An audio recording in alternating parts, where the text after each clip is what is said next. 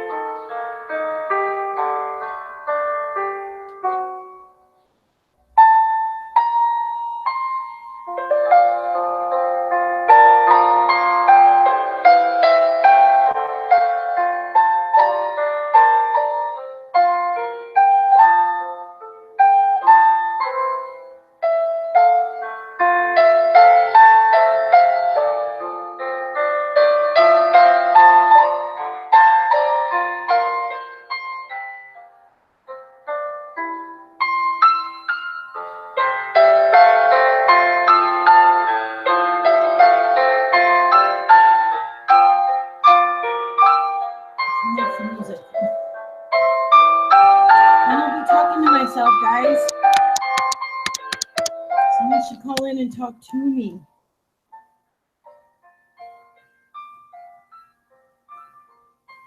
But what I was trying to show you was a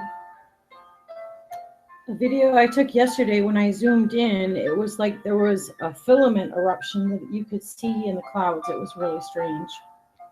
But of course now I can't find it.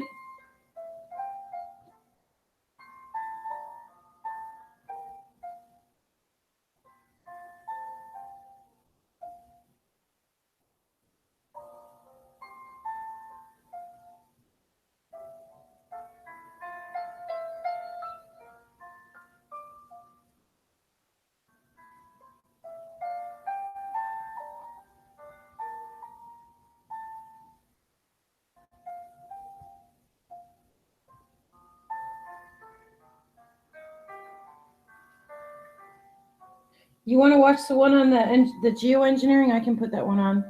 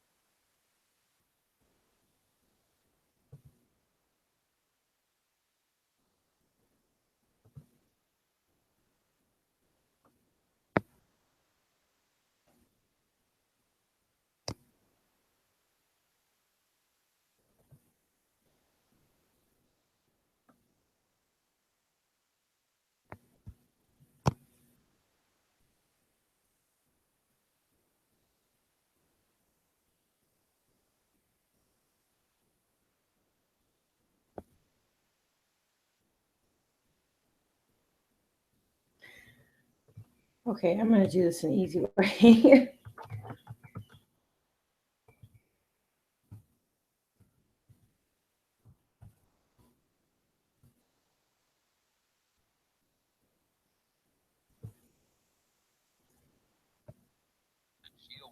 Act of 2017. I'll break it all down for you right now. This is the state of Rhode Island. I need a DJ, Brian. Hey, Crystal. All right, let me turn up the volume so you can hear it.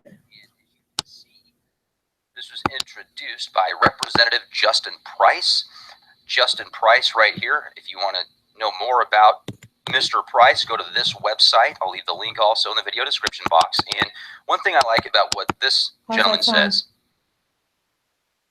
Please review my latest initiatives, legislative actions, What and do you press mean releases. Feel graduation, free to Brian? email me with your comments and concerns. And I think people need to send this guy a huge shout out, a serious thank you. And I'm going to read the legislation And here in a geez, I minute want to that know, he did you see that little proposes. green monkey And that's why I yesterday in think that a picture? thank you would be in order. Being a responsive lawmaker is an important aspect of making our government work for all of us. Your participation is welcomed. So let's go back to the legislation here relating to the Health and Safety, the Geoengineering Act of 2017. It was introduced March 24th, 2017. House, Environment and Natural Resources. It is enacted by the General Assembly as follows. Section 1, Title 23. Aha! One of my favorite numbers, 23. Of the general laws entitled Health and Safety is hereby amended by adding thereto the following chapter. The Geoengineering Act of 2017. This chapter shall be known and may be cited as the Geoengineering Act of 2017. Geoengineering is defined Is anybody else herein seeing as double the numbers like 22, intentional 33, manipulation of the environment 44, involving nuclear, 55? biological, chemical, That happens to me electromagnetic, all and the time. or Like other every time I look physical at my agent phone, either my activities battery's at that 44% affect or it's changes 12:55 in to the Earth's afternoon. atmosphere and or surface. I'm also going to show you over a dozen patents And Christy, what did of you want to ask me? like sci-fi chemical geoengineering manipulation, over a dozen, dozens, and literally like something out of a Star Trek film or something that the Harkonnen would use. Nasty stuff. The Rhode Island General Assembly finds the geoengineering encompasses many technologies and methods involving hazardous activities that can harm human health and safety, the environment, and the economy of the state of Rhode Island and the rest of the world that gets sprayed. I added that in there. Exactly, 22. It is therefore the intention of the Rhode Island General Assembly to regulate all geoengineering activities as further set forth by the terms and provisions of this chapter. Fact. Scope of geoengineering, inclusive of solar radiation management and other technologies. Geoengineering activities are diverse and vary greatly in their characteristics and consequences. Geoengineering may involve ground-based and or atmosphere-based deployments, including without limitation the use of aircraft, rockets, unmanned aerial vehicles, drones, and or large balloons. Solar radiation management geoengineering activities requiring state licensing include, without limitation, cloud cover production. Of water vapor produce man-made cloud cover. Richie from Cloud Boston whitening, put out sea a salt, or horrible other video particulates about injected into clouds the make the clouds more Zionist reflective. Jews. After which the salt I'd or love other for you guys to see that, but particulates it's rain out really over depressing. land areas and We'll save it freshwater for another supplies. It's fired into clouds. These rockets trigger rain downpours containing salt. I want to pause real quick. Driving home through Texas, the skies were disgusting. I have never, it looked like almost as bad as Beijing. I mean, it was just grotesque. And they've definitely changed the chemical formula in many of these aerial spraying injections, many of these stratosphere aerosol injections that are blasting into the atmosphere, into the stratosphere around the world. Well, they've changed up the formulas because you'll notice that you don't see them hang out as much, like after they spray and dissipate slowly. It seems to dissipate quicker. And also the color is very disturbing. Yesterday, driving home, the horizon was very silverish, like a transhuman gray / silver. It just didn't look natural at all. And the clouds that you did see looked like, oh my gosh, I'm just going to be real graphic here. Have you ever gone into a public restroom and the toilet looked like somebody just had the squirts all over the toilet? You know what I'm talking about. Yeah, that's what it looked like. The clouds. And then the rest of the horizon was like this just weird colored haze. Disgusting. Now let's go back. Salt flare rockets fired into clouds. These rockets trigger rain downpours containing salt. Space sunshades or sun shields. Huge. Parasol-like devices reduce the amount of direct sunlight reaching Earth's surface. Solar shields or atmospheric sunscreens, reflective particulates such as sulfur dioxide and aluminum oxide. And I'm going to share with you, ladies and gentlemen, actual data from a lab, independent analysis of rainwater in Bend, Oregon. I'm going to share that with you as well, so make sure to listen to this entire podcast. You're going to see barium, strontium in these results. It's very disturbing. Reflective space mesh mirrors, wire mesh mirrors deployed in space, reduce the amount of direct sunlight reaching Earth's surface over small or large areas, depending on their size. Planetary sunshades, ladies and gentlemen. These largest of SRM operations are particulates to cover over time the whole Earth, stripping the ozone layer by as much as 76% and reducing the amount of direct sunlight reaching Earth's surface. But if that doesn't scare the daylights out of you, then you must be on some amazing particulates, some amazing mind control. Let me repeat this. Planetary sunshades. These largest of SRM operations use particulates to cover over time the whole Earth ozone layer by as much as 76% and reducing the amount of direct sunlight reaching Earth's surface. Artificial ionosphere, a sustained high-density plasma cloud, is produced upper atmosphere. Large helium balloons, which release atmospheric contaminants, and rocket emissions, including water vapor, a greenhouse gas. Additional geoengineering activities requiring state licensing include, without limitation, ocean fertilization by iron or lime seeding, including but not limited to ocean sequestration. I don't know what that means. What is that, ladies and gentlemen? Which process produce detrimental artificial algae blooms from pollutants in the ocean?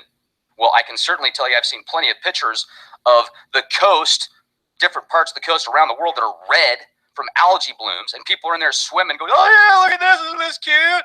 Get a picture with your kids in there. We'll put it on Facebook. What are you having for dinner too? I had a T-bone steak with some genetically modified corn. It had all sorts of Roundup on it. Tasted great.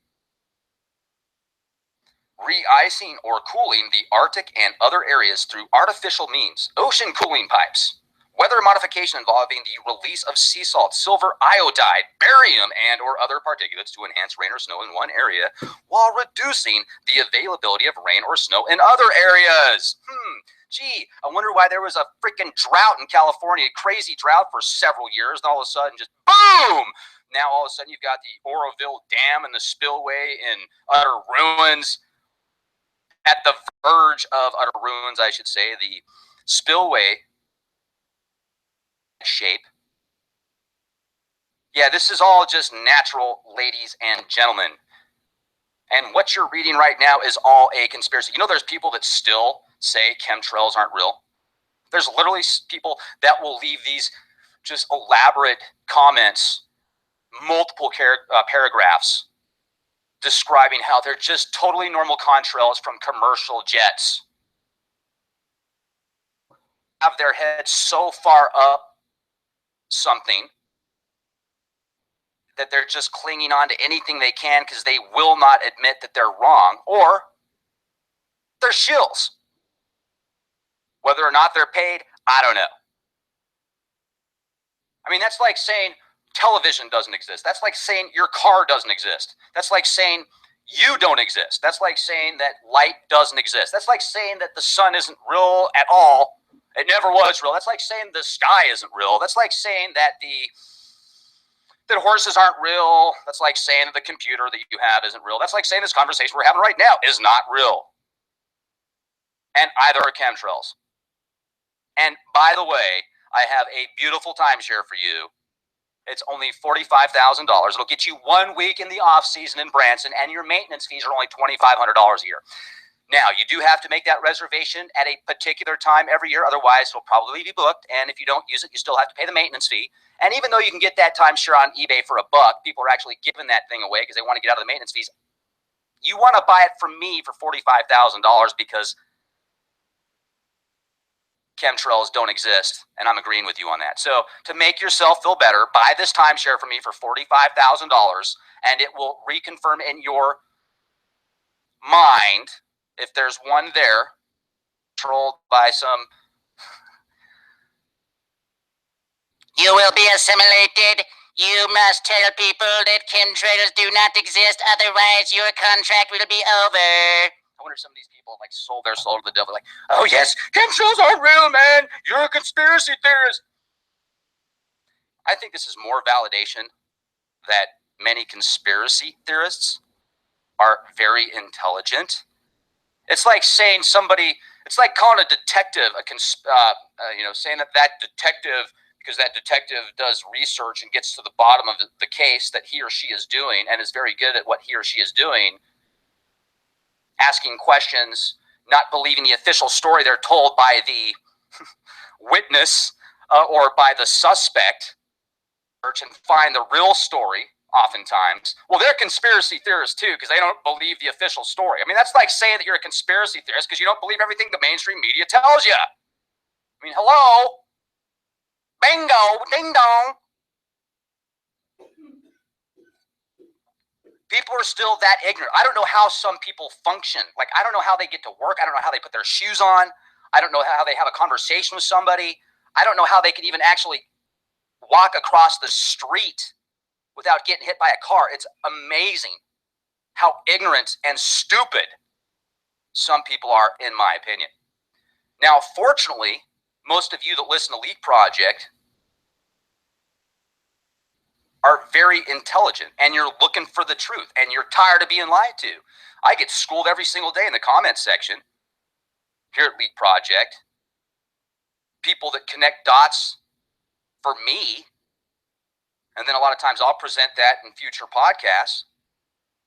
I think it's great.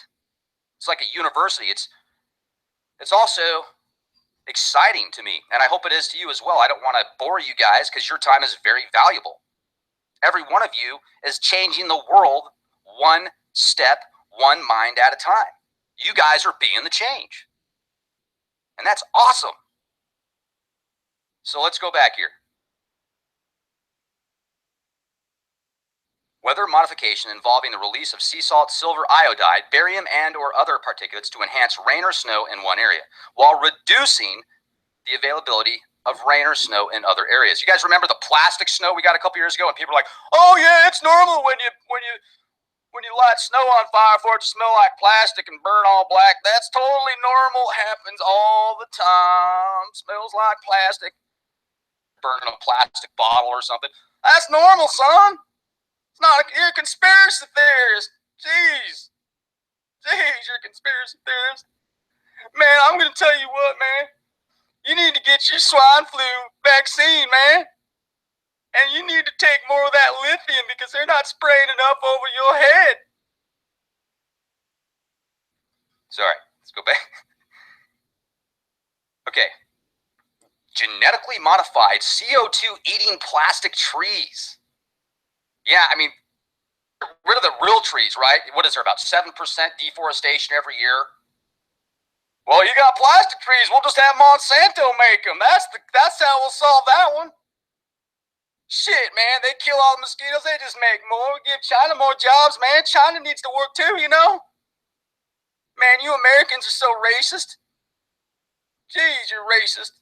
How dare you take away jobs from people overseas that want to make artificial mosquitoes? Man. You probably think organic's good for you too, huh? You probably think vaccines are bad for you because you're a conspiracy theorist. Man, you're fake news. Land-based and ocean-based carbon sequestration? Am I saying that right? I just want to say Sasquatch. Let me repeat this. Land-based and ocean-based carbon Sasquatch. Carbon dioxide, geo-Sasquatch, and carbon capture of removal. Which processes involve capturing what is considered waste, carbon dioxide, and it at storage sites. Nitrogen removal and sequestration, Sasquatch, carbon black or black carbon release, deliberate atmospheric releases of soot to produce artificial weather events, and atmospheric deployment of microwave radiation other than that needed for safe aviation and or deployment of other physical agents for stated and or unstated purposes. Man, all you guys that think HAARP is doing anything else than what sees into the atmosphere, you're conspiracy theorists too.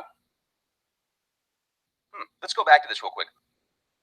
Atmospheric deployment of radio frequency microwave radiation other than that needed for safe aviation and or deployment of other physical agents for stated and or unstated purposes. Now, we've been talking about nanotechnology and the possibility of them using certain particulates in these aerosol injections to therefore blanket the entire planet with microscopic sensors that could then be tracked via Wi-Fi and other various frequency methods and capturing methods. I mean, my goodness, just look at an EEG from 40 years ago that can take your brain waves on a graph via frequency, knowing if you're in alpha, beta, theta, delta state, what state your mind is in. Commercial applications and residential applications that there's games with headsets, wireless, almost like wireless EEGs that can then decipher these frequencies into where to move that character. You don't think they've got spy towers and satellites and technologies that can pick up your brain waves and decipher what you're thinking? No, that's a conspiracy too. Oh my goodness. How dare I think outside the box? I'm a conspiracy theorist. Stuck in the box in that finite straight line paradigm that Thoth talks about in the Emerald Tablets where the serpent archons reside. You can take that symbolically, metaphorically, you can take that however you want. I choose to be in an infinite opportunity of ages that are endless outside of this Borg-like cube, residing outside of the typical parameters of the physical box matrix is so much more exciting. And some people are like, man, you need an education, son. You're thinking for yourself. You need to get indoctrinated. I've been indoctrinated for 40 years in universities. That's what you need, son. I'll tell you, colostrum and my energy levels are crazy. And I'm also drinking a cup of coffee right now. So this is just so important. This is so important, and people are so concerned with their daily routine.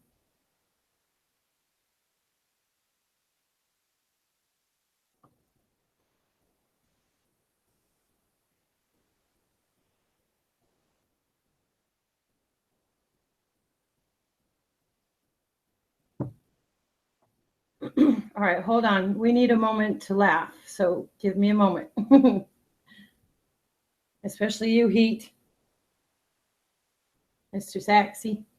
All right. I don't know how to find history online, but wait a minute. Let me just get my thoughts straight.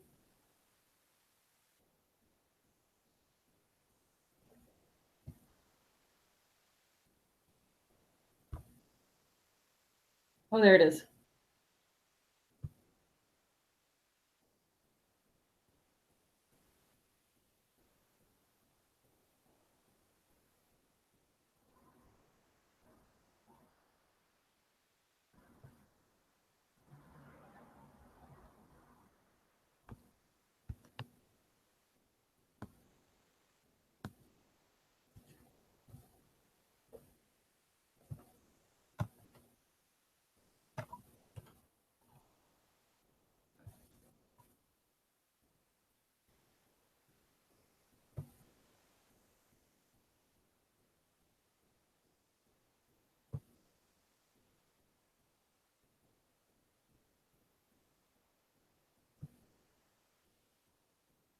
Okay.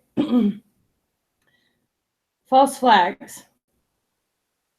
There's a guy that is videotaping himself at the concert where there was supposedly a bomb.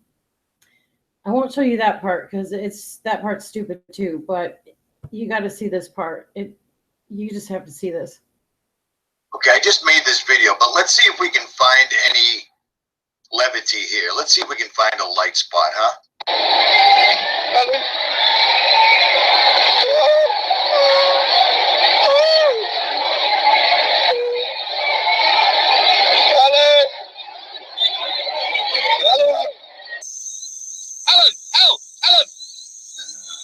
I don't think you need me now. Alan! Now that seems a bit it seems like I have no compassion for this guy, but this is bullshit. This is not real. This isn't how people react.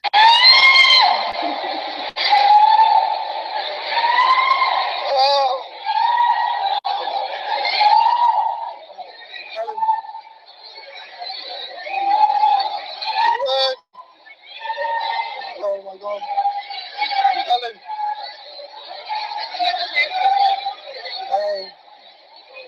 Oh. Alan.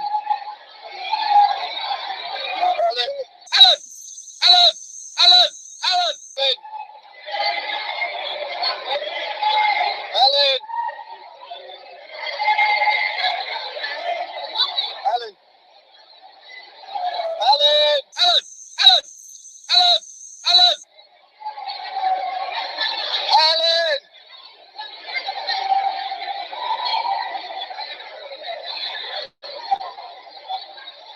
Alan. Alan. People are laughing and they don't know what's behind me. People blasting to bits and half their bodies are everywhere. And according to the article, it said the bomb went off, the pressure wave hit me, and people all fell like Skittles. That makes no sense. People fell to the ground and then bounced around and then slowly stopped moving, just like Skittles would. I'll stick with this guy. Alan! Alan! Alan!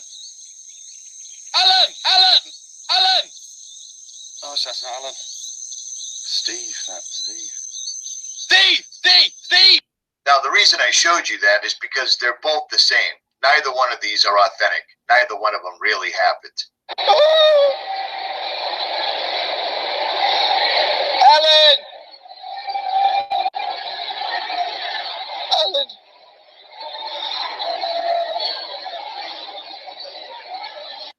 The lowest budget false flag event I've ever seen in my life, ever. And that's all I've got to say about that. I'm out.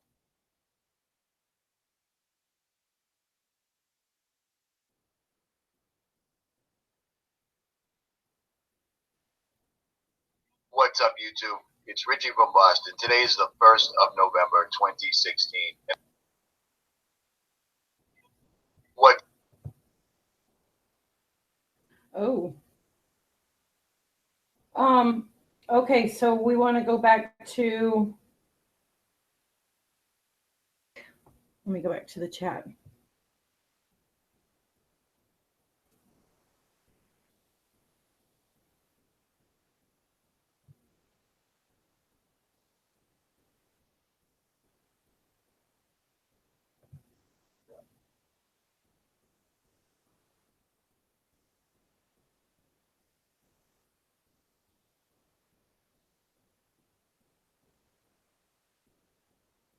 I hope this doesn't bump us offline again.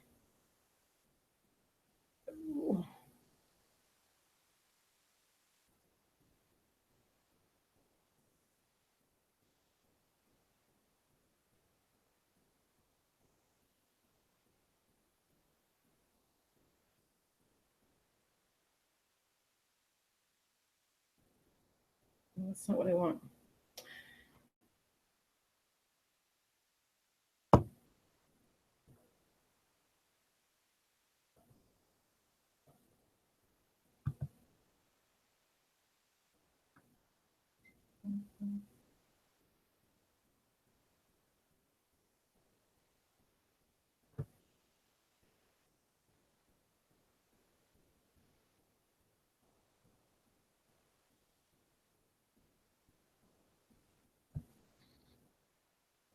Okay. Going back for the link.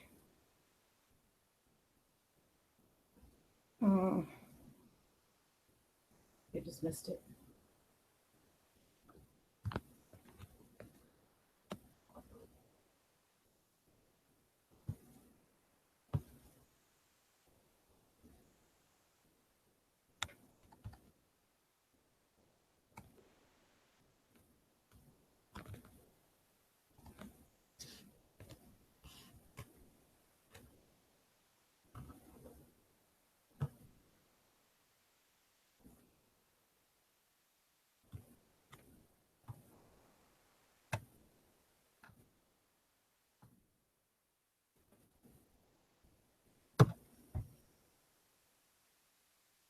Got it. Here we have a rotating sphere of water about 25 millimeters in diameter, and inside this sphere are a whole bunch of little tiny air bubbles. And we will see what the angular acceleration due to rotation does to these air bubbles as a function of time. What you are observing are the bubbles moving to the center axis of rotation. As a function of time, they will form this rather tightly packed bubble core. These bubbles are kept from coalescing from a small amount of added surfactant to the water. Here we have a rotating sphere filled with bubbles and tea leaves, and as expected, the bubbles go to the center and the tea leaves go to the outside edge, along with a few chunks of orange peel.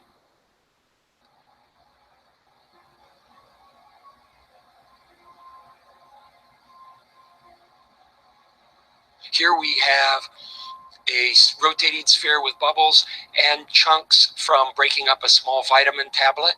And the bubbles go to the center core, but the vitamin chunks seem to stay in their location dispersed through the sphere. And from this, we deduced that the vitamin chunks have a density near that of water.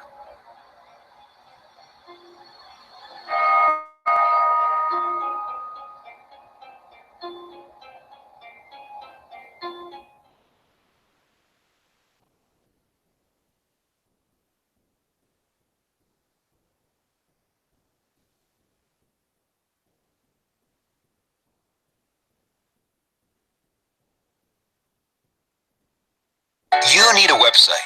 Why not do it yourself? With Wix, you can create your own professional website.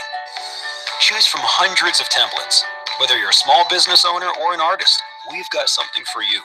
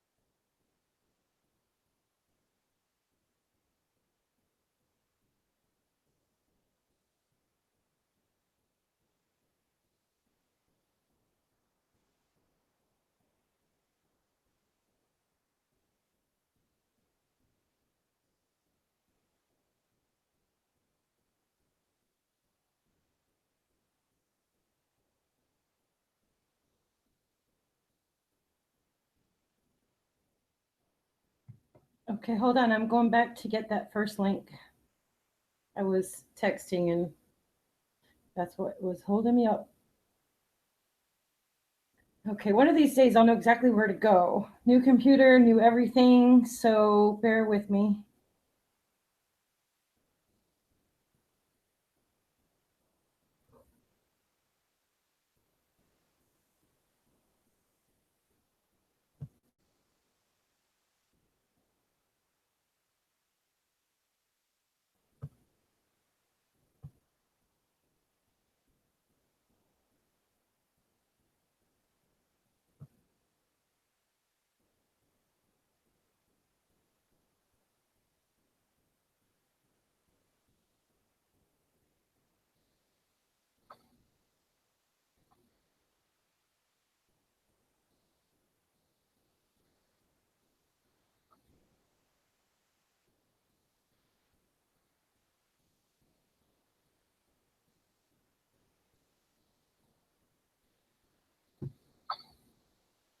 Actually, I was thinking that I kind of wanted to start telling you guys some of my miracle stories because they're pretty cool. Like, one time working for the cab company. Okay, I gotta back up, give you a little bit of history. Actually, Most I was recent thinking thing that I I kind of did wanted to start was, telling you guys some of my drive a miracle cab, stories town because car. I always had beautiful cars. they're pretty cool. Like, one time working for the cab company. Okay, I gotta back up, give you a little bit of history. Actually, I was thinking that I kind of wanted to start telling you guys some of my miracle stories because they're pretty cool. Like, one time working for the cab company. Okay, I gotta back up, give you a little bit of history. Actually, I was thinking that I kind of wanted to start telling you guys some of my miracle stories because they're pretty cool. Like, one time working for the cab company. Okay, I gotta back up, give you a little bit of history. No.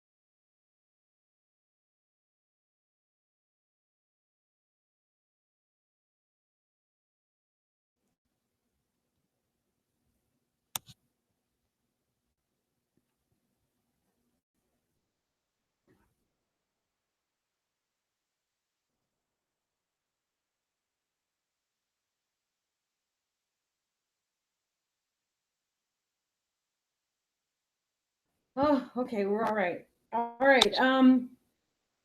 That first link again, or someone want me to show something? Send me links. Tell me what you want me to do.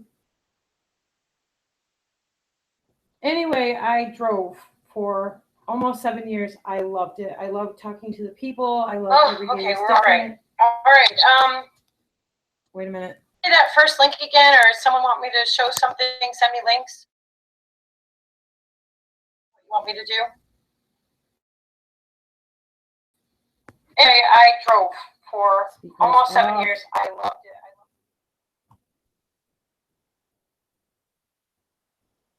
Hold on, it'll stop.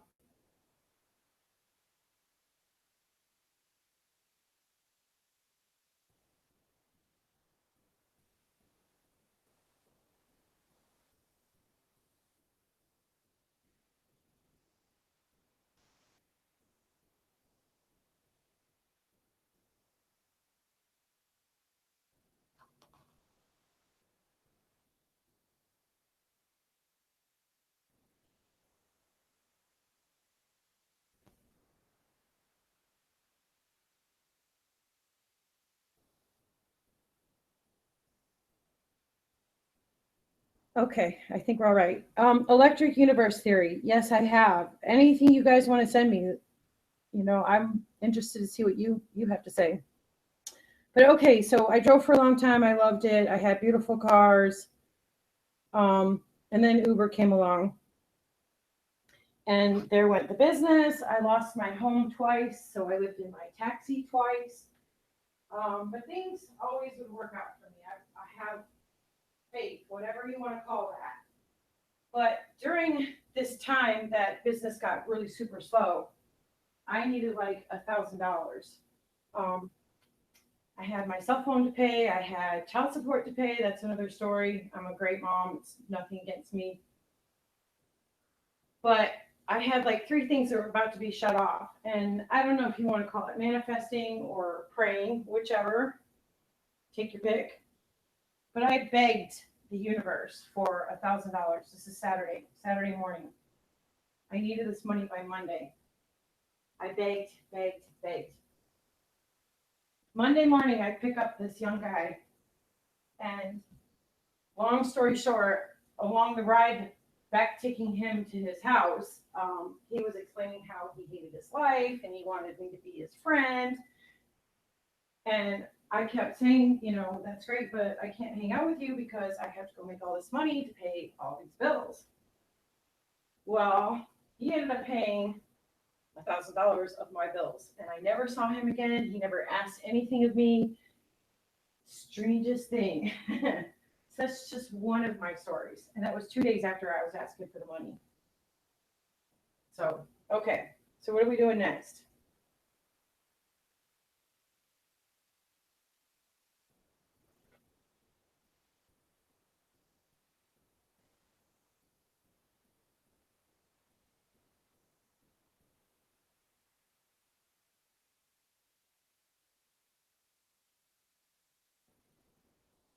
Yeah, I have a lot of stories like that.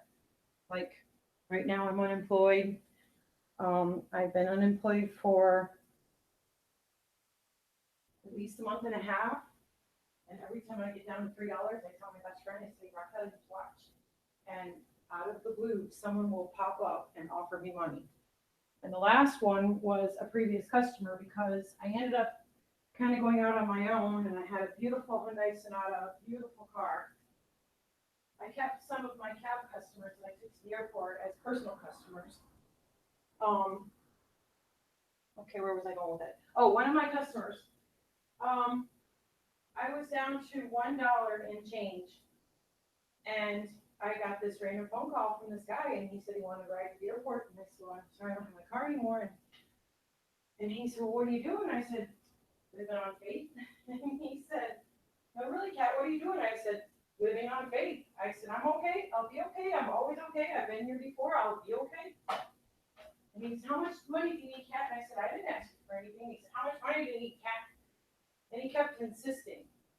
So 3 days later, he called back and put $500 in my PayPal account. That's what gave me the opportunity to get the laptop so I can sit here and ramble on to you with my stories. So was that meant to be? Probably. I do feel like what we're doing right here is kind of a spiritual thing for me, kind of a calling for me. So it means a lot that you guys are here because you started this with me, and this is, as I keep saying, this is ours. So thank you. So, okay, anyway. All right, I'll go to the link. I'll stop rambling.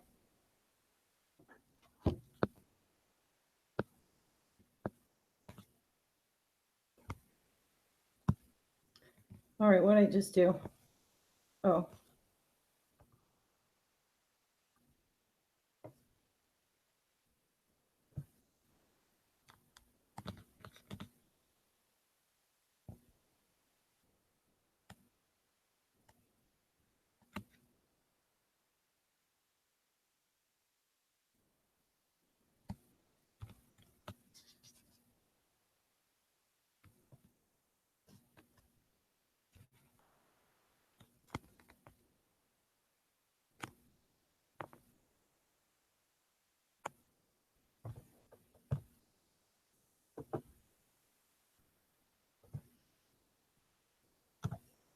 Okay.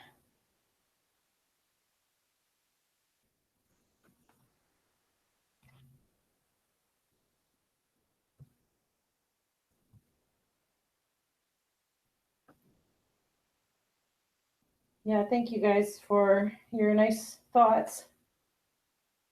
So here we go with the next one. Thank you, Brian. Thank you, everybody. Team X.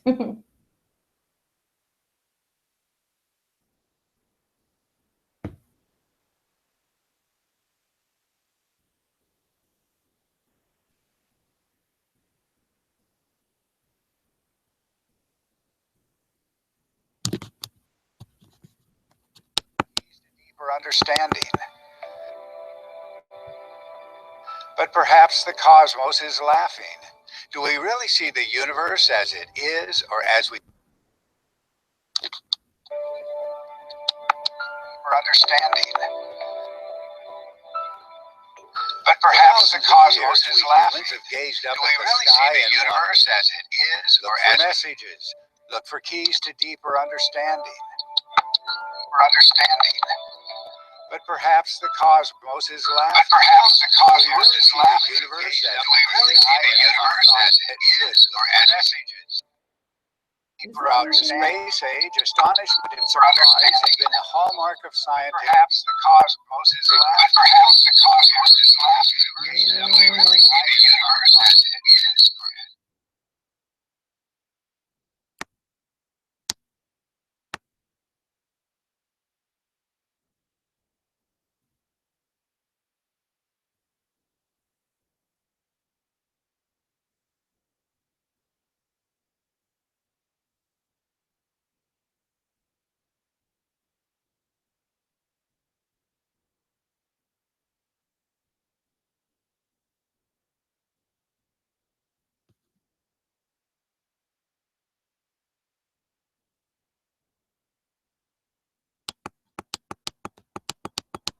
It didn't do this before.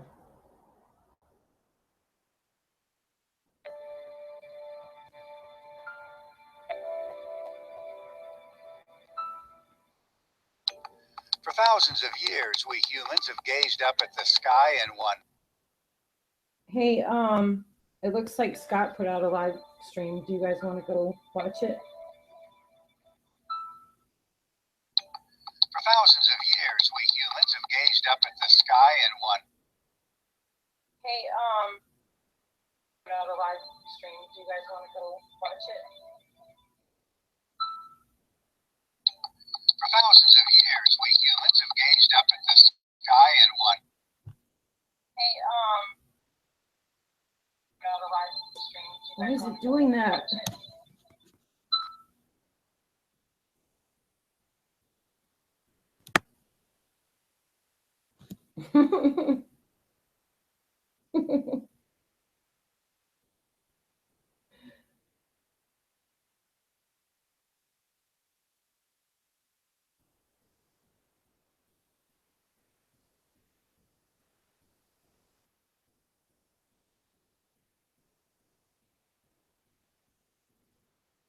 Okay, thank you, you guys. So anyway, do you guys want to go see what Scott has to say, or what's up? More duck and run for cover.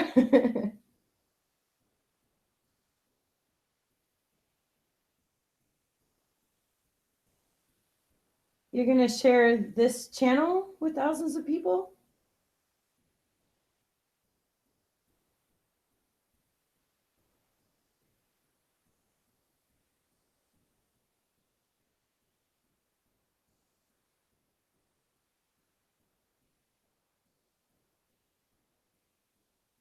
All right, well then let's forget Scott. You know why he's doing that, right? Were you here earlier? I mean, no, you weren't. That I'm so sorry to say this, but being an empath and clairsentient, I really felt like when he kept going on and on about don't go watch the picture show, that he was talking about me. So I could be wrong, but there were people last night that said they felt the same thing. So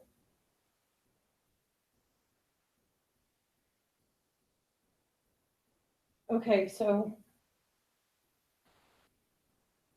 I don't know all of a sudden why the video is looping like that when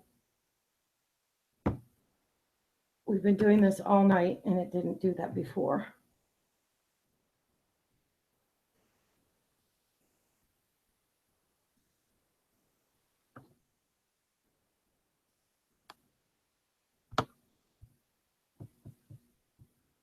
I mean, not all night, but you know what I mean.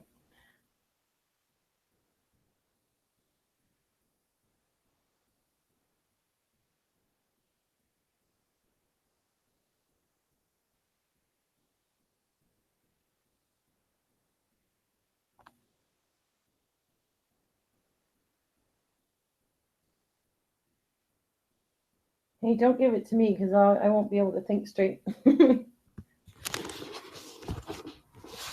a matter of fact, where did mine go? Okay, I'm afraid to turn it on again because I don't want it to.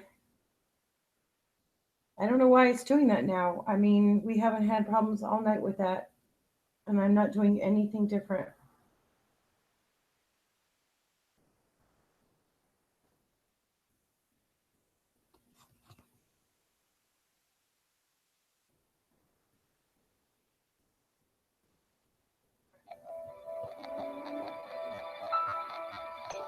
For thousands of years, we humans have gazed up at the sky and wondered.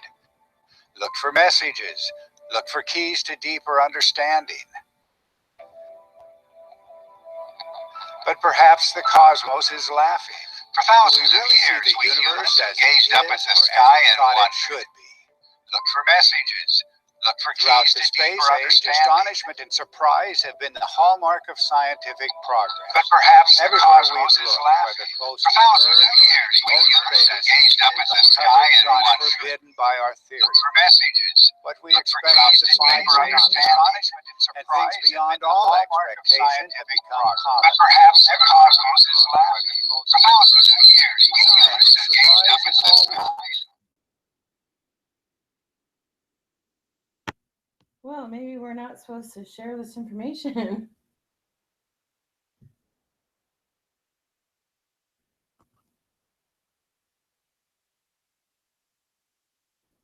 How about this? The captions are on, right? Yes. So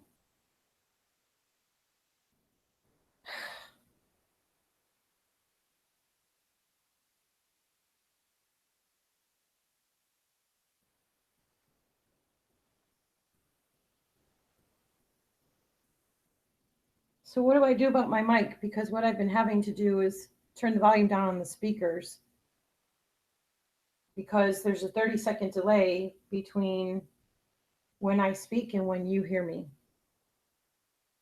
Same with the videos.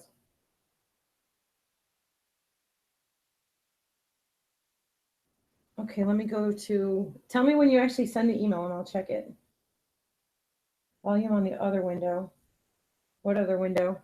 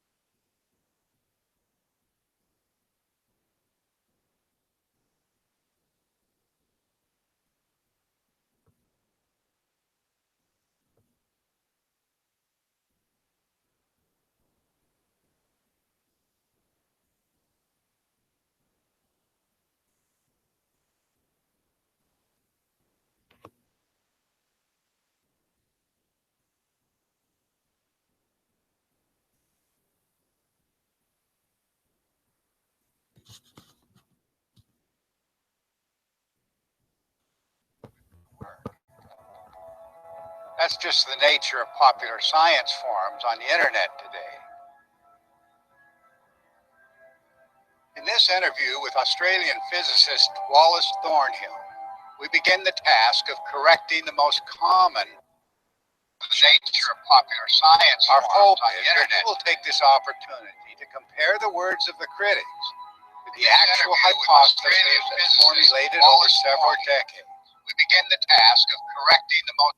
The greatest challenges facing newcomers to the electric universe is to have some guide to where to start and the basic principles behind the electric universe.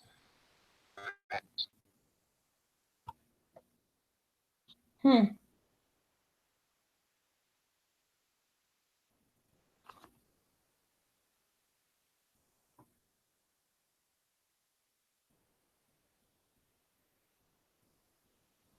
the heck? Why all of a sudden?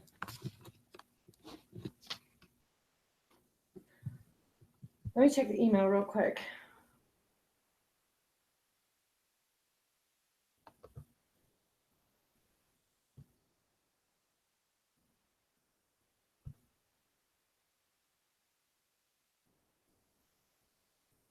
Not yet.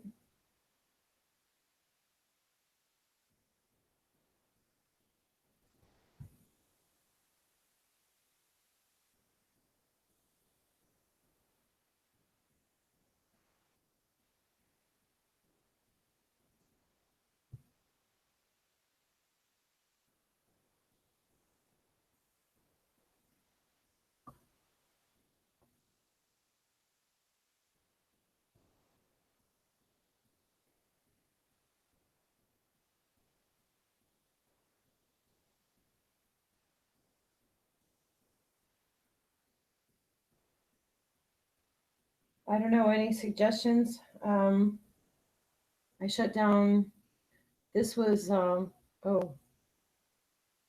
wait a minute.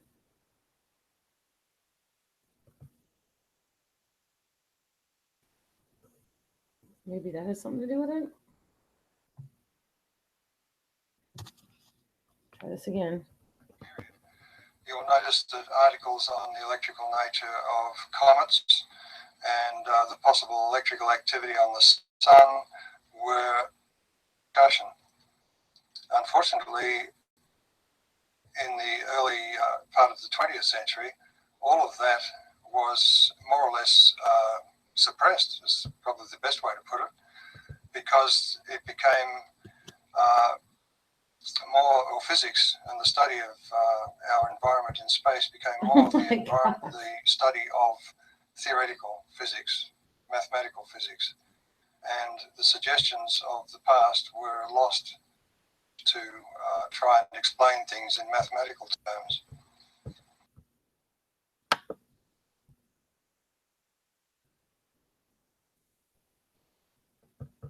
Something that, of course, we're brought up to believe, and that is that gravity is the controlling influence in the universe. It's what... Apparently that was it, because I had that second window open. I just didn't know that that was running. So, all right. But now, as you see, it's not opening up my task menu, so I can check my email, and it's gone from the bottom down here.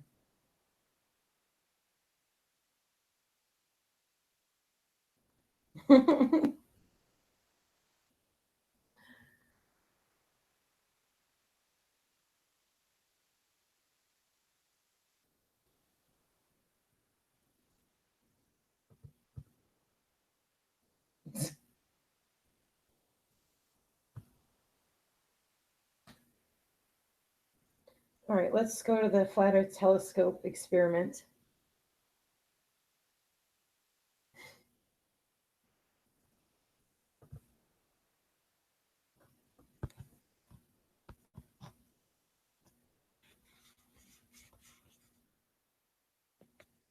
There you guys go with food again.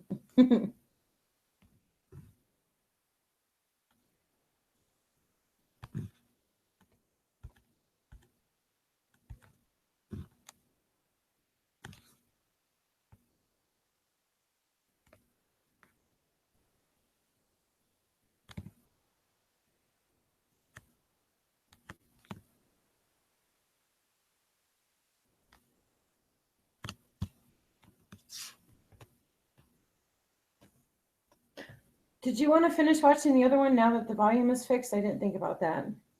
Hold on, let me go back. We'll do that. We'll start it over. But I have the link copied, so I can just paste it. All right.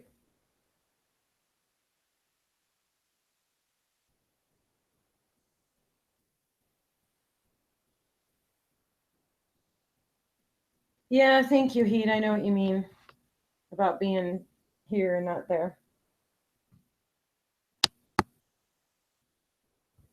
Electric universe. a subject of growing interest on the internet and of much confusion as well. If you've recently come to this subject, you may have heard more from debunkers than from those truly familiar with the work. That's just the nature of popular science forums on the internet today. You guys are bad influence talking about that stuff. In this interview with Australian physicist Wallace Thornhill, we begin the task of correcting the most common misconceptions. Our hope is that you will take this opportunity to compare the words of the critics with the actual hypothesis as formulated over several decades. The greatest challenges facing newcomers to the electric universe is to have some guide to where to start and the basic principles behind the electric universe. We have, of course, suffered these violent knee-jerk reactions from the mainstream, and of course they tend to be the things that people look for when they first come to the electric universe. They want to know, what do the experts think? And that poses a bit of a problem because generally it's not a dialogue between us and the experts, so to speak, but it's more of bald statements of fact. You know, Newton's laws are sacrosanct, and anyone who questions them is wrong. The same goes for Einstein's theories of relativity. Anyone who questions those, time of day. But of course, if we're ever going to progress, then science must address questions raised by so-called outsiders, because often insiders are not don't have the courage to actually ask these questions because they know what the automatic response will be.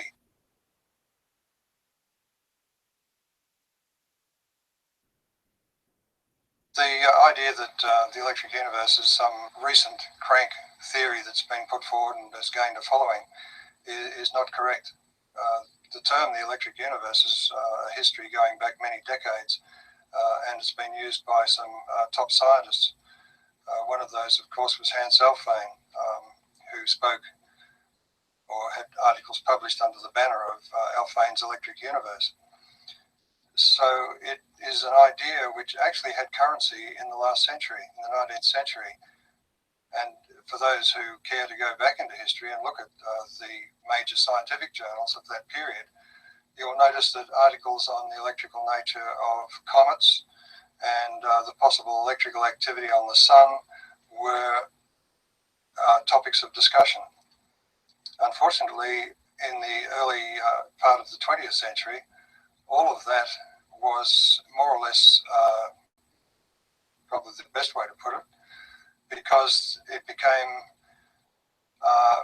or physics and the study of our environment in space became more of the study of theoretical physics, mathematical physics.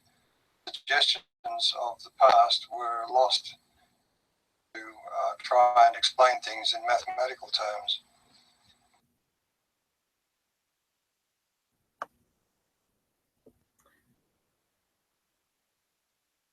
Of course, we are brought up to believe, and that is that gravity is the controlling influence in the universe. It's what causes the planets to orbit around the sun, and the moon around the earth, and to cause the tides upon the earth. All of that is true up to a point, but the thing to remember is no understanding of gravity. Newton was wise enough not to propose any theory. He just said that here's an equation by law of gravity, if you like, and it works, but I make no hypotheses.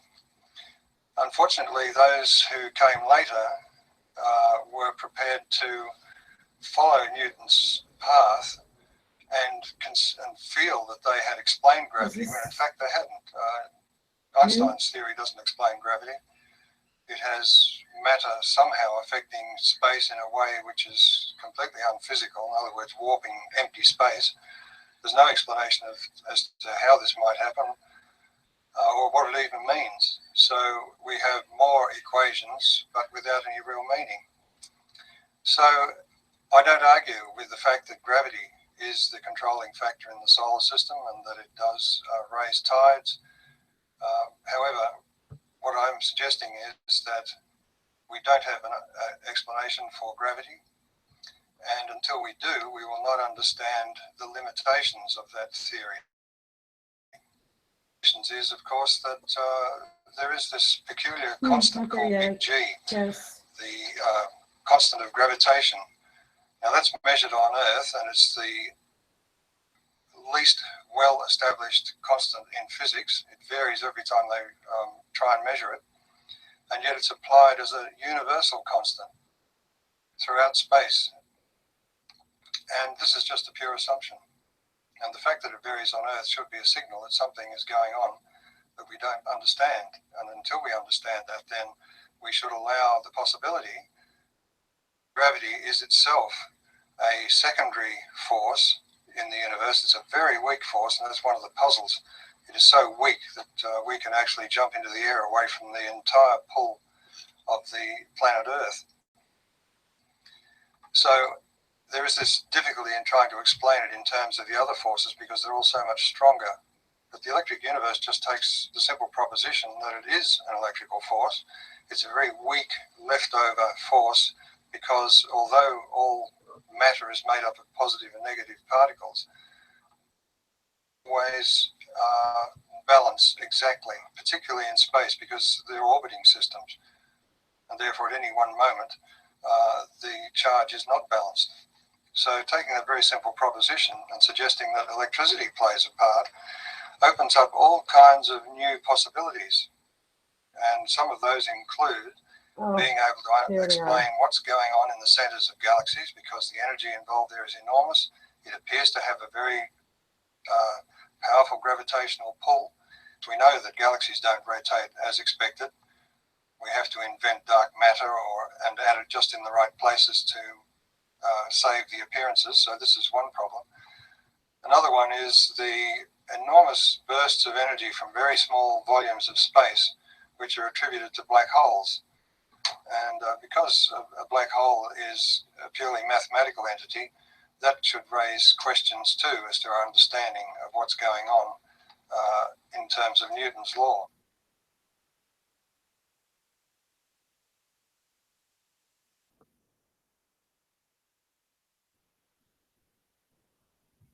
The idea that there is no evidence for electrical activity in space, either within the solar system or outside the solar system in deep space, is quite incorrect.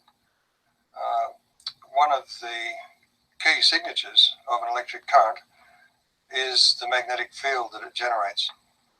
And once we got spacecraft outside the Earth's environment into space, what we found was that it's threaded with magnetic effects.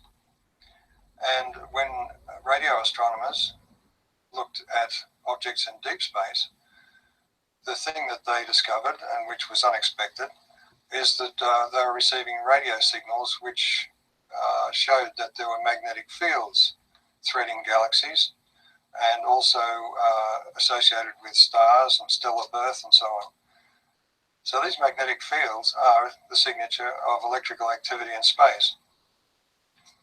Unfortunately, there was a notion that gained currency in the early days of space exploration, and that is that plasma, that's the all-pervading thin material in space, was a superconductor. Now, it is true that it is an extremely good conductor. However, in space, it is unable to carry much current because there are so few particles to carry that current, so the density is too low. And also, the fact that the plasma is radiating radio signals shows that it is losing energy, and therefore it is not a superconductor. It cannot maintain the magnetic field without electric power being supplied. So from these points of view, simple points of view, we have plenty of evidence of electric currents in space.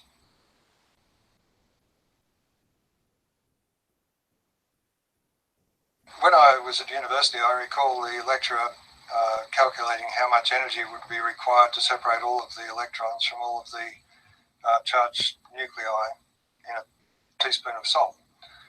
And of course the figure was phenomenal, and so it was generally regarded by everyone that that was problem solved. You can't separate charge. It requires too much energy.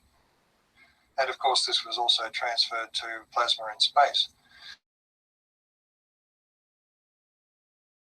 Know that all you need to do is have regions of plasma moving past one another, electric currents in each other.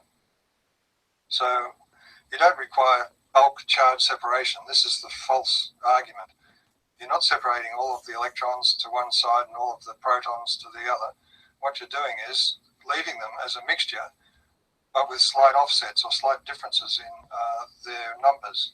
And that's all that's required to allow for an electric current to flow in plasma.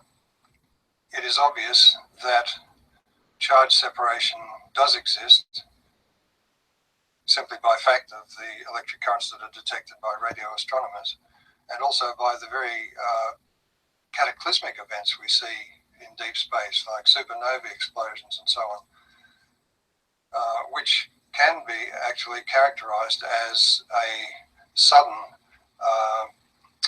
coming together of separated charge. This can happen, according to Hans Alfvén, across what's called a double layer in plasma, where charge is separated. This is one of the areas where charge is physically separated in space.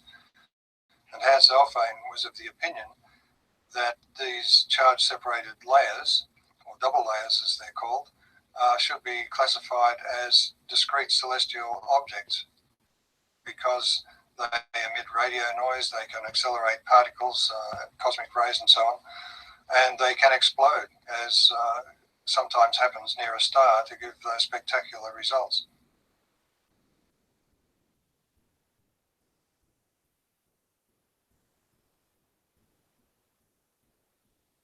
Hans Alfvén, who was the father of plasma physics, received the Nobel Prize for his early work, and he put his reputation on the line by actually admonishing astrophysicists for their misuse of his work, because he felt that he had made a fundamental error in his initial work by ignoring the electric currents that must be involved in producing the magnetic fields that are witnessed in space. In fact, he went on to actually chart a circuit diagram for the sun. So he said that astrophysics was heading for a crisis.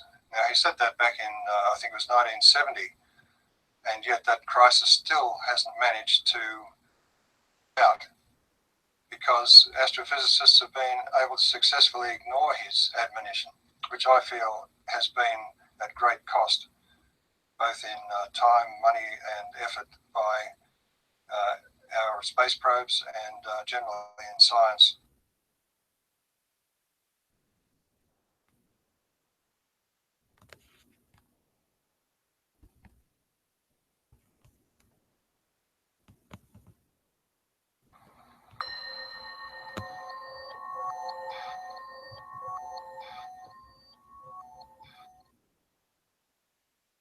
I love this picture here.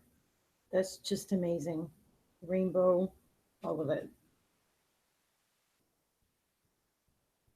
Okay, so the one that you just posted, that's the one we want to do next?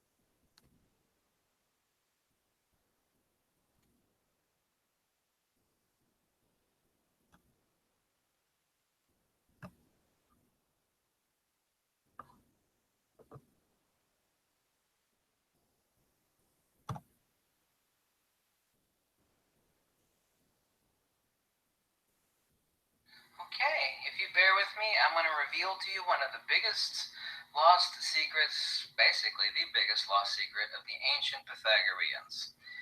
These peace-loving people who were so against violence and even against eating meat, the one thing for which they were accused and rumored to have murdered one person for releasing the secrets of incommensurability. Okay, I'm going to show you some really neat stuff here, and you're not going to find this or read about this anywhere on the internet because I'm the one that discovered it. But it's going to become very, very clear to you very quickly in this video. And if you bear with me in this video, I promise to show you something fascinating. Whether at the end you think that's interesting or not, obviously I can't influence that, but you will certainly find it fascinating. I'm pretty sure of that. Now we have the current word, which actually derives from this ancient goddess. We're not going to be talking about goddesses, okay? So use this as a starting off point. We get the word hygiene from the word Hygeia, the goddess for hygiene. Now, this is, all words change meaning over time, so now we're left with connotation rather than denotation. The original meaning of this, and this is upsilon, gamma, iota, epsilon, iota, and alpha. And in short form, with 5 letters, it's upsilon, gamma, iota, theta, and alpha, right?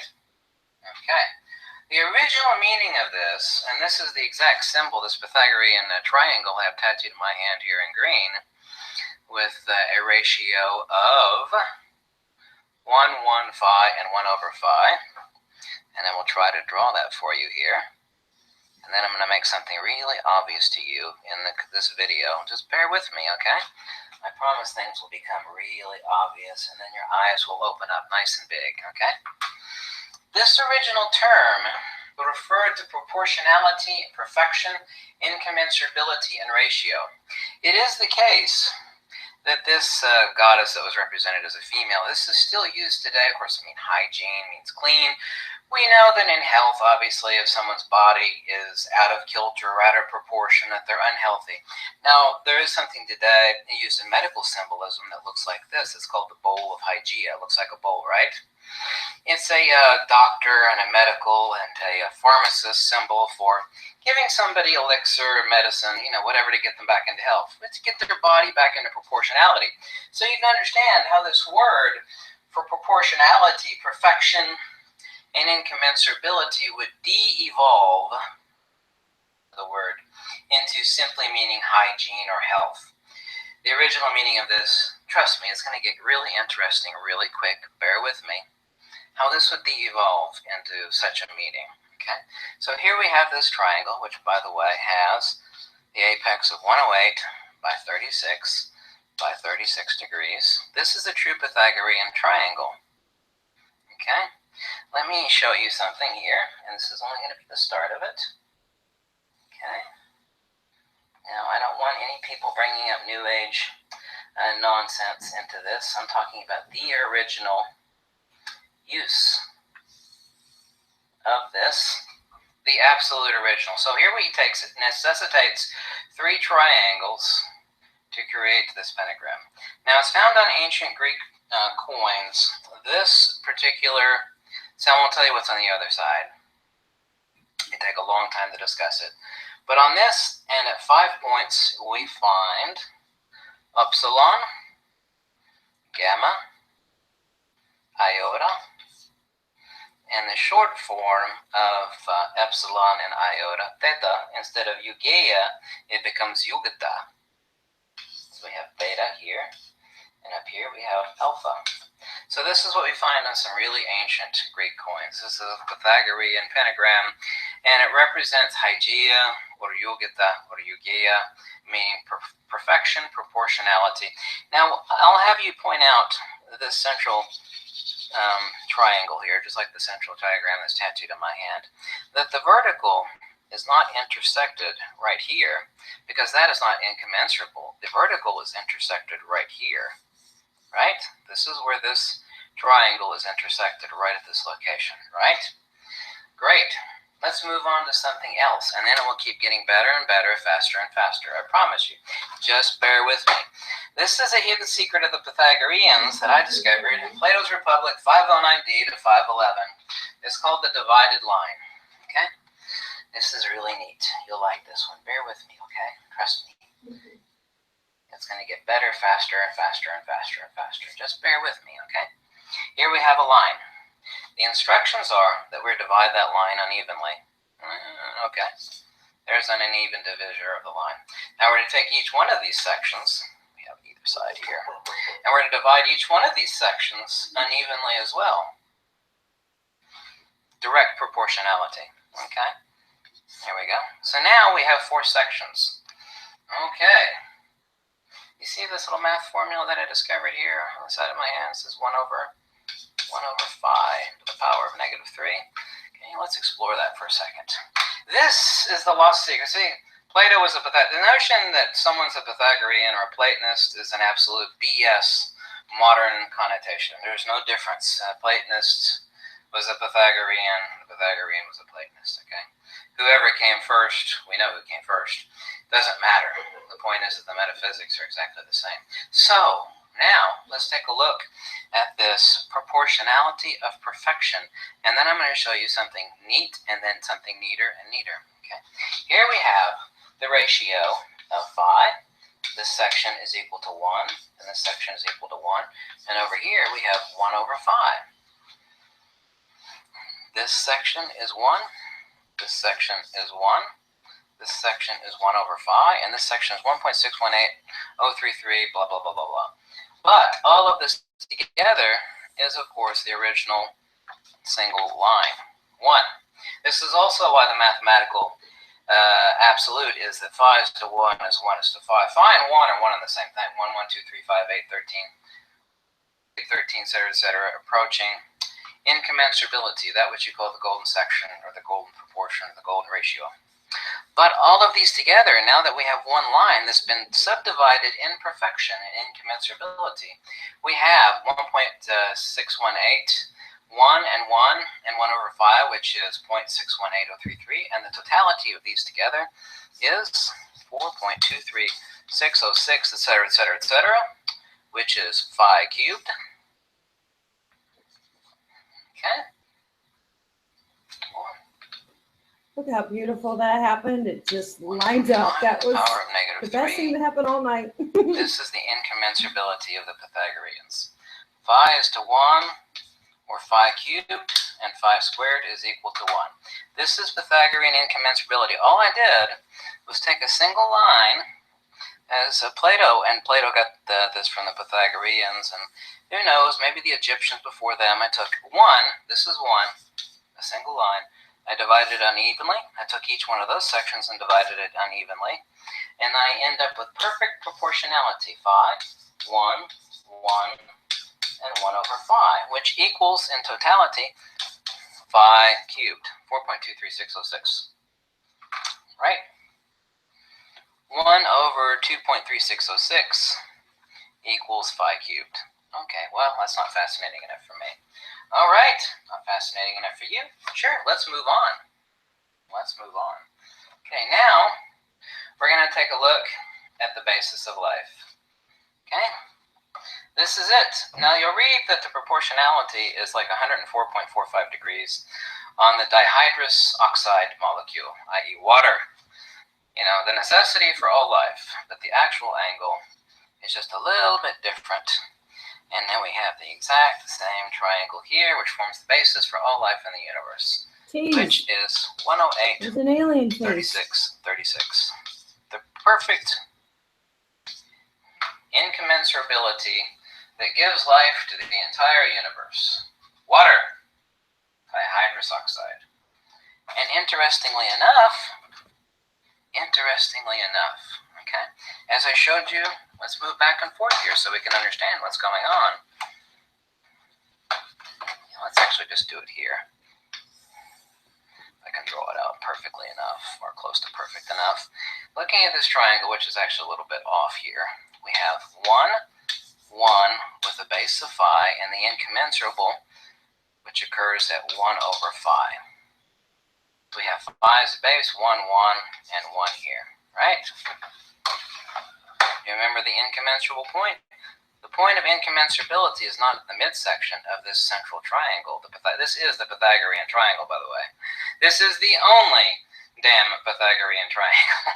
By the way, when you actually take this single triangle and you make it incommensurate, then this triangle right here,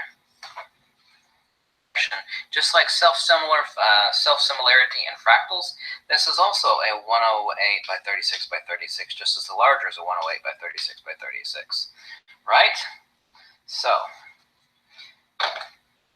but we have a base of phi here, 1, 1, and phi, but in the water we have the inverse. We have hydrogen and hydrogen. We have a base of 1 and 1, and the oxygen as phi. Which gives life. This is actually what the Pythagoreans were talking about when they talk about the upside down triangle of life. Instead of 1 and 1 being up here, doesn't matter which way you look at it, right? You still got life, right? We have phi, 1, 1, with the angle of 36 degrees by 36 degrees by 108 degrees. This is the Pythagorean incommensurability, which gives life to absolutely everything in the universe. 1 over phi to the power of -3 equals phi cubed equals 1. Phi is to 1 as 1 is to phi. Phi is to 1 as 1 is to also phi cubed and phi squared. This is actually not my position. This is a mathematical necessity. It can't even exist any other way. I'm not able to draw the perfect logarithmic spiral, but you're actually able to see it here, like the Nautilus shell. It's kind of hard to draw a perfect logarithmic spiral. We have 1 over phi, 1, and phi. We have incommensurability. Now, let's get back to this. The incommensurability of this. The midpoint is not here. That's not the this is the midpoint of the base. The incommensurate point is right here. Now we have 108 here, 36 here, 36 here. We have 108 here, 36 here, 36 here. This is incommensurability. This is also the only place at which the subsection of this triangle can exist to create the Pythagorean pentagram.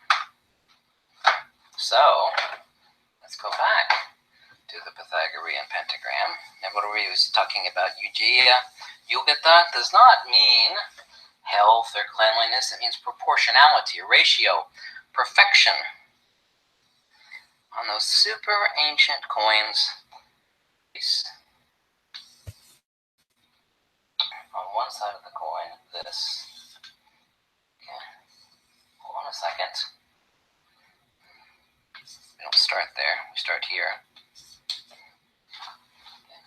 Water, upsilon, or hydro, gamma or Gaia, i.e. Earth, iota or idea, forms, you mix Earth. Okay, over here we have theta. We also, this is where we get the English term for thermal heat. We have over here Earth, we have over here fire, up here we have upsilon, okay, hydro or water. Why would water be up here at top with air, A-E-R, not A-I-R, A-E-R, air. In other words, the ether, spiritus, spiritus sancta, the soul, the divine principle. Why would we have it up here? Water gives life, right? Let's think about that for a second, see if you can figure it out. Well, it makes sense to have ideas down here because with fire and dirt, i.e. Gaia, we're able to create things down here in the realm of human beings, right? Why the hell would water be up there? Why that? Well, we know why the air or the ether would be up here, the divine principle. And this is exactly how it's found on the ancient coins. Why would water, or hydro, or water be up here? I don't know if you've ever seen this neat stuff that comes out of clouds. It's called rain. In other words, the stuff that gives life to trees and plants and life and crops and your ass walking around is made out of a gigantic bag of water. You know, you kind of see that stuff falling from the sky. That's why it's up here. So Hygeia, or Eugia, or Eugeta, doesn't mean health. You've actually seen this. Well, an ancient Pythagorean coin, brass coin, it was found the word health. No, honey. No, that is not what they found on the ancient coins. That's what we get the word hygiene. Oh, well, that means healthy. No. You have to go further back. Why are you healthy? Your body is in perfect proportionality, perfect ratio. Everything is singing in perfect harmony. Ha ha ha ha ha. You know, it's not like, wham, you know, if your body's not at a harmony. It does not mean health, does not mean harmony. This is what happens when stupid asses try to interpret the original meaning of metaphysical symbolism. Talking any New Age crap here, okay? Homie doesn't make videos about New Age craps, okay? You see a pentagram in this video? We ain't talking New Age stuff. We're talking about the ancient Greeks. I translate ancient Greek, okay? We're not talking about New Age crap. We're talking about the source, the real original source, the real original meaning of that New Age crap, okay? You get me on that one? Do you feel me? Do you feel me? Perfect proportionality. 1. Divide 1 unevenly. Divide each section again unevenly, and you will always end up with 5. 1, 1, and 1 over 5, which equals phi cubed. And the expression for the loss of inertia actually follows this. People think, well, that's a number. 1 over phi to the power of negative 3 equals 4.23606, which is what all of this is together. 1.618 plus 1 plus 1 plus 6.618 equals phi cubed, or 4.23606. This is not a number. Well, sure it is. 1 over phi to the power of negative 3 is 4.23606. No, that's an expression. You see, when I actually do that over 1, see, this is what people don't get. This is what people in math don't get.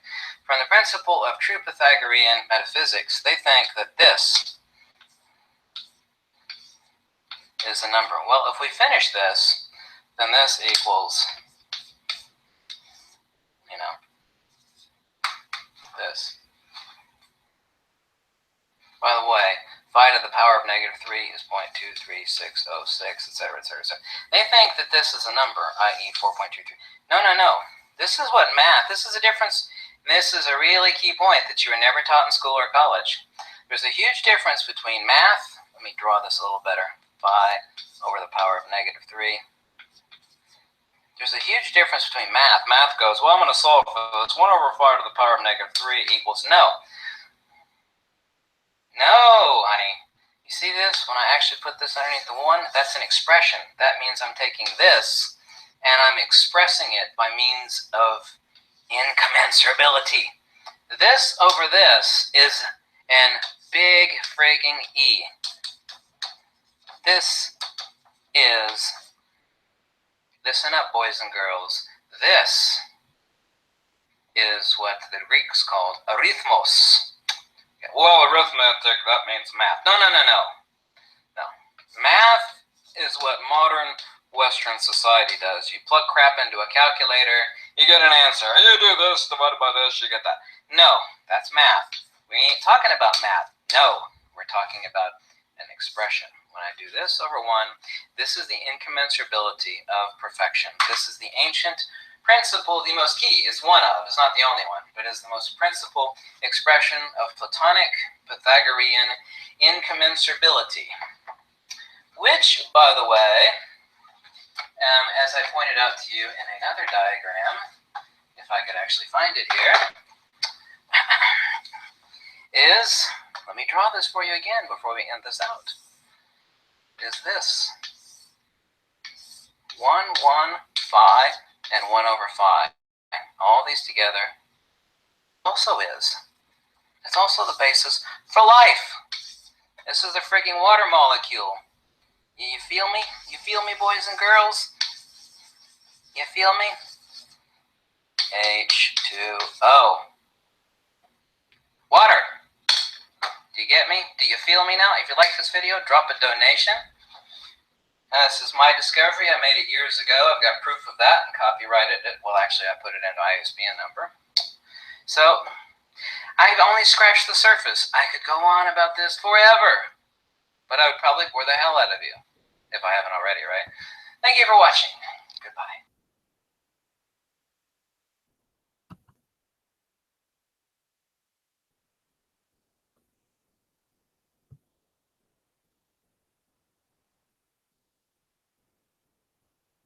Allergy sufferers, for continuous allergy relief, be wise.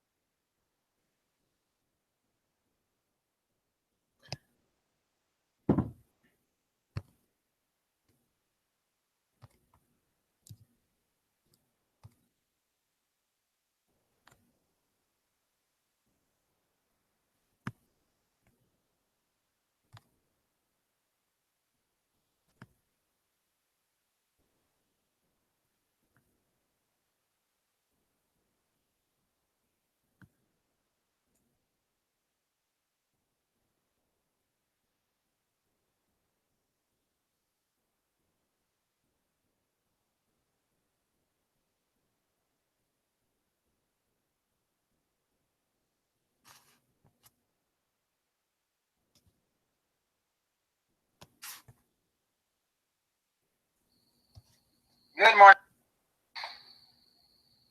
We appreciate you coming, and good night.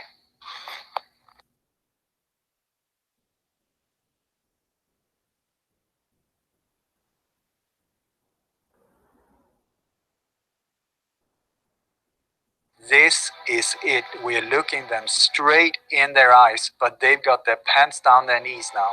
Hey friends, welcome back. Thank you so much for clicking play. It is just a thrill to have you all back, and I want to offer a special thank you to my patrons over at patreon.com. You guys, you are really making a difference for us, and we are in the process of really trying to retool SGT Report, and hopefully in the next 30 to 60 days make it a much more functional, vibrant site, spending a lot of money to try to improve the site, to make it mobile friendly, and to do some other things to make it a lot more functional. So thank you very much.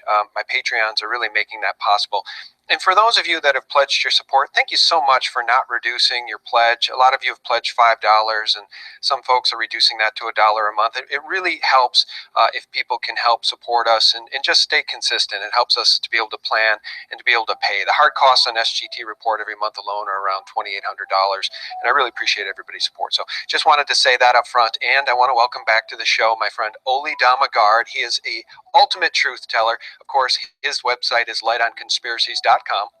And Oli, I should tell you, you'll be probably not surprised to hear that I have never, ever, ever had one interview with you that YouTube has allowed me to monetize. They instantly say this is dangerous, dangerous content because the powers that be don't want these things discussed. Oli, how are you, sir? This report is so important that you understand. London, the false flag that occurred last night in order to bring more troops into the streets of Britain, in order to bring martial law and the elimination of them from the European Union. The London Bridge false flag alert, even CNN says was a psyop, and you're laughing about that. We're going to play this. Busted London attacks 6/3/2007 are a false flag. And we want you to hear it for yourself. Here it is, an analysis that Veterans Today put on their website. We're not going to do a long story on it, but here it is. That responsibility as well to the Strategic Intelligence Operations Center. This who has that responsibility as well to the Strategic Intelligence Operations Center, the PSYOP. Did you hear? PSYOP. The entire operation was done by PSYOPs.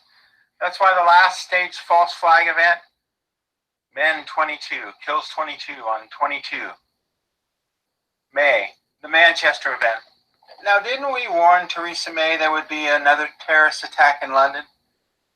So we rolled out the red carpet, sent a postcard, and the news. And guess what? Another one occurred. A planned event.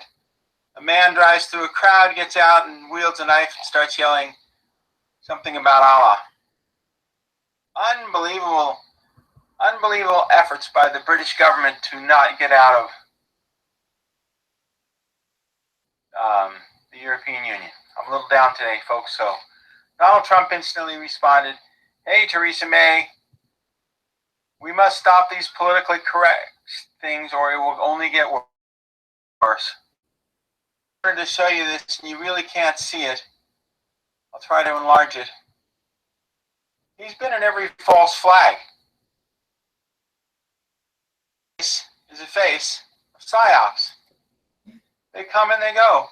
But that man, every false flag. When you start looking at the faces of these people, the Telegraph films, you'll begin to see that there are certain people that are at every false flag. Anyway, that's the entire film for today, folks. God bless. Don't worry about what happened in London. I've had several calls on this. Don't worry about it. It's another false flag. The whole thing was fake. They have fake triage centers that were set up. They have fake, everything's fake. God bless to you and your family. We appreciate you coming, and good night.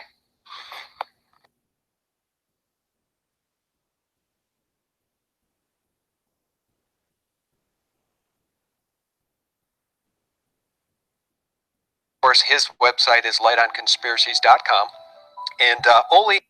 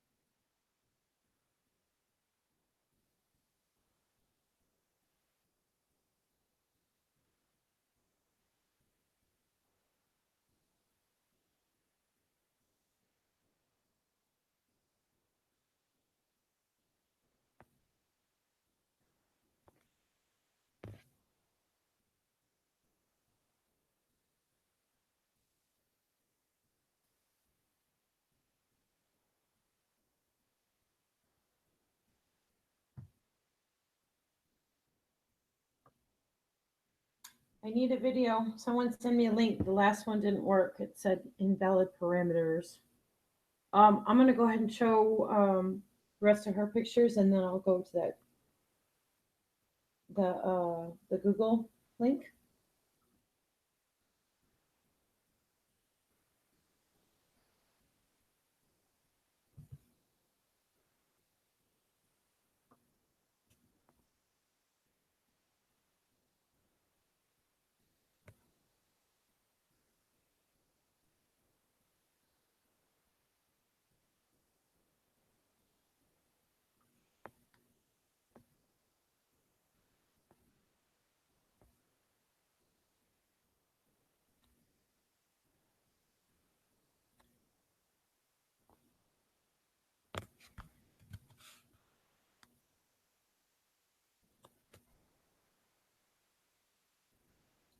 This picture is really interesting. There's like a point right here, a weird dark spot. There's something round right here.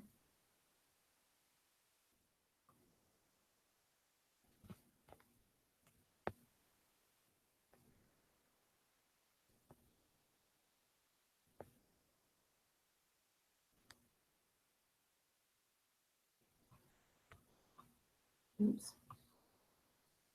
Look what's in this one. Some thing.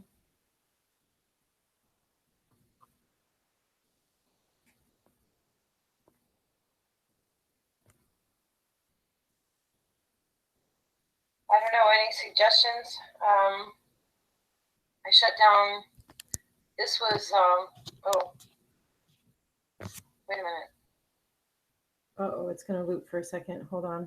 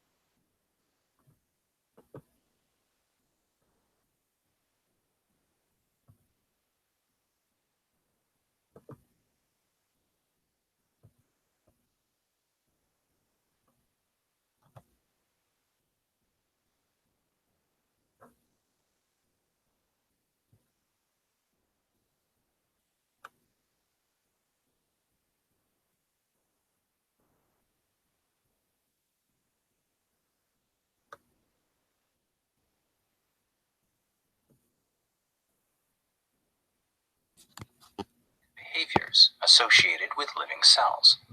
In June of 2002, over 500 academics assembled in Electricity of Life, brought to you by the Thunderbolts Project at thunderbolts.info. An eventful series of papers on plasma physics were published out of Romania. In this case, a study of ways in which plasma mimics the self-organization and behaviors associated with living cells. In June of 2002, over 500 academics assembled in Boston in the USA for the 4th International Conference on Complex Systems. Out of more than 200 papers presented there, 43 were chosen to be published in the conference proceedings. 2 of those were papers by these Romanian scientists, discussing just how lifelike formations of plasma state gases can seem. Specifically, a complex space charge configuration, or as one article casually called it, a plasma blob. He prefers the term anode tuft, as seen here. The authors likened an anode tuft, or CSCC's electrical double layer, to a cell membrane, through which it acquires preferential matter to maintain its structure. In this study, here are a couple of its team members. They mention just how a CSCC will adjust itself to preserve cohesion when the charge sustaining it drops below critical levels. This plasma blob will also divide in two when current is sufficiently increased. The research team pointed out that a CSCC will make adjustments to its internal space charge configuration and its self-regulatory behaviors in order to preserve its structural cohesion in a changing temperature environment. These spheres display an observable rhythmic and cyclic nature to their self-regulatory physics, which the researchers liken to the inhalation and exhalation of organisms. Here on the 5th page of this article is a cool description of this effect in such plasma forms, for any unfamiliar with it. The authors also mentioned in this paper that a CSCC can interact with similar plasma blobs. Electromagnetic energy emitted by one CSCC in a steady state is received by others through resonance absorption. So in light of these lifelike traits, the authors have presented at multiple science conferences the idea that CSCCs might be one starting point for the eventual, increasingly complex and living forms. They might arise at the striking point of lightning, or move from one region to another colder region where new chemical synthesis is possible. And into these chemical mixtures, they bring with them likely the first regulating membrane conceived on the planet.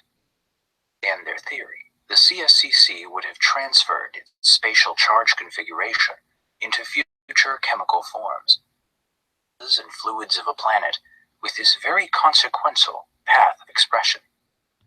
Whatever your beliefs about the beginnings of life on a planet, formed by many thoughts and intuitions you've assessed over the years, I hope this theory, born of laboratory experiments, excites your imagination with some fraction of the intrigue that the researchers themselves have felt.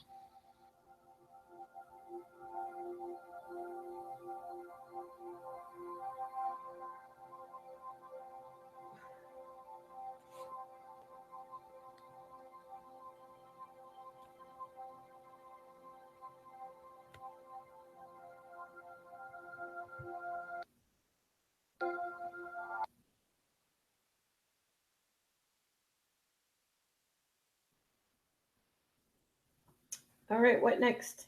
What video next?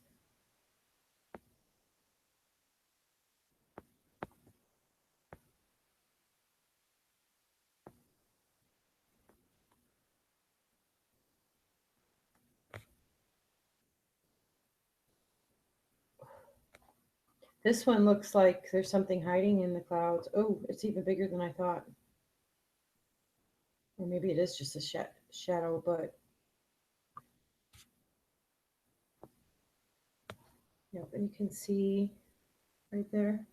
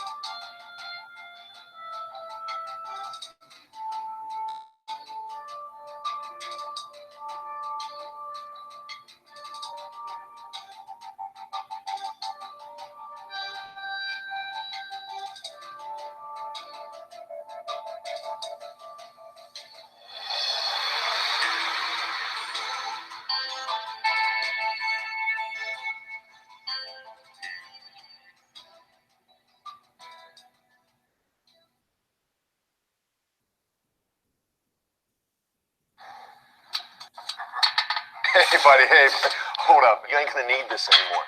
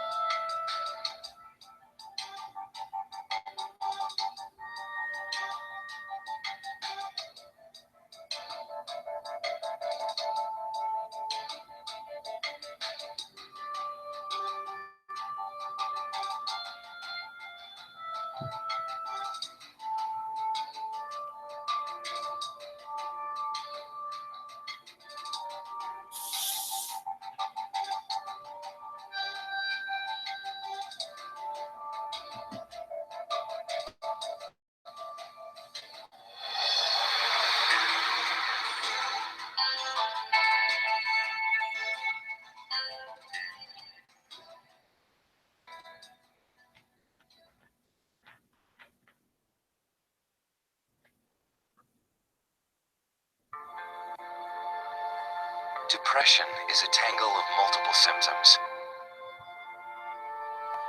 That's why there's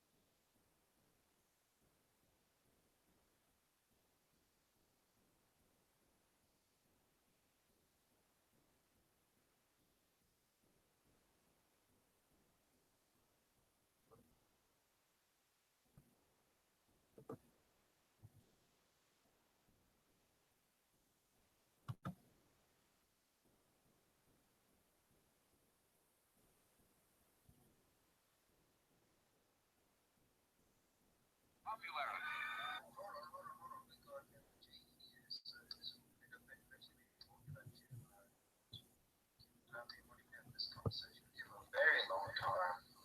Hell, well, we should all just sit back and watch you enjoy your dessert with MG because you've been waiting for this a very long time.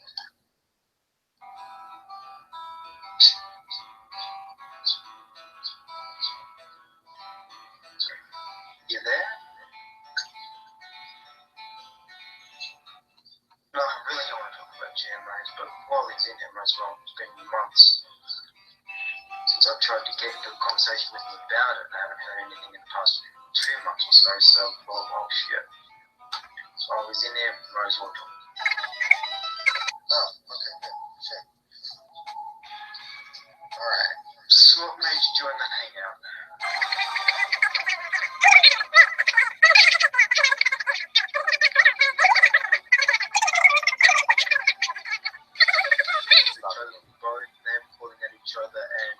No, you apologized and repeated over and over that we both apologized to each other to try and make that reality.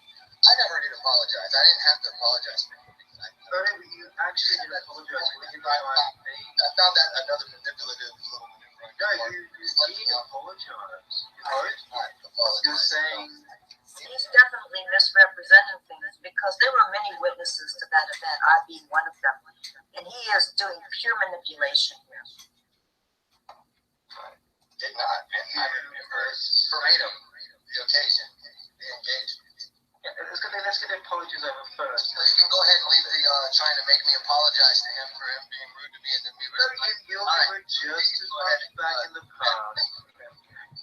Yeah, so let's knock on that wall forever, mate. He's not I'm gonna call you kiddo. I've got Steve to back that up. I've even got that chick.